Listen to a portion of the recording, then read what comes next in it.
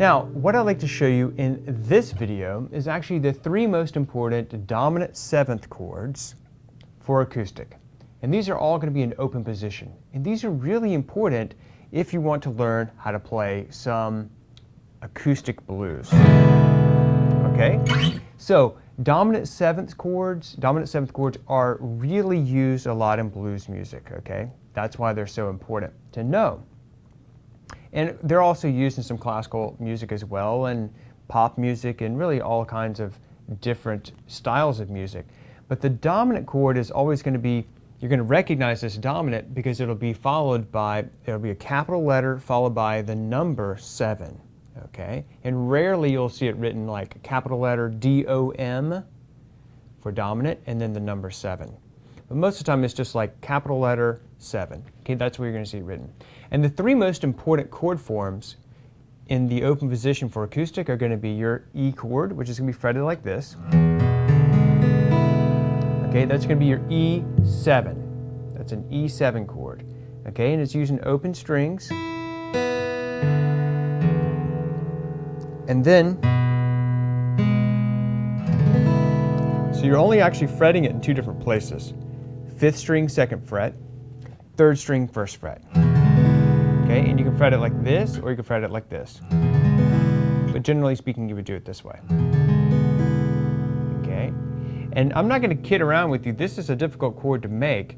So what I'm doing is I'm taking my thumb and making sure that I have it right in the back of the neck of the guitar, and then I'm arching my hand around so that I can place my place my fingers on the correct frets without touching any of the other strings. Okay, and you see how I have this kind of arch in my finger here? And that's because I don't want to have any fret buzz. If I start kind of pressing it down like this, and I start kind of hitting the other strings, that's no good. So you want to really arch your hand, or keep your wrist kind of like this, and then have a nice arch in your hand like this. Okay, that's going to go here. Okay, so that's your E7 chord. That's your E dominant 7. The next one that you really need to know is the A7. Okay, this is your A dominant 7. Okay, really important chord to know. All right, and then your D7. So I would say those are the three most important chord forms to know that are dominant chords in open position. Now let's go back just a minute and take a look and compare those to the major forms. So if you play E major like this, in order to make this chord a dominant, all you need to do is pull up this ring finger, and now it's dominant. Okay, take your A major chord like this, and to make this dominant, all you need to do is lift up this middle finger, and now it's dominant. And you can always rearrange your fingers like this if it's more comfortable for you. D major, and then to make this dominant, what you're going to need to do is actually, you're going to keep these two notes, but you're going to rearrange your fingers like this, and then take this note and move it to here. Let me do that again for you. So here's your D major chord.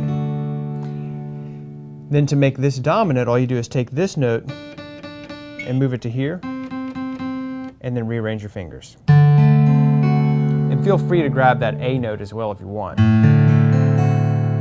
Okay, so those are all dominants. Okay,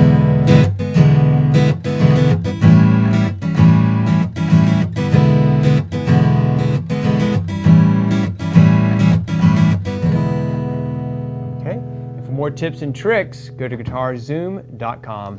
I'm Dan Denley.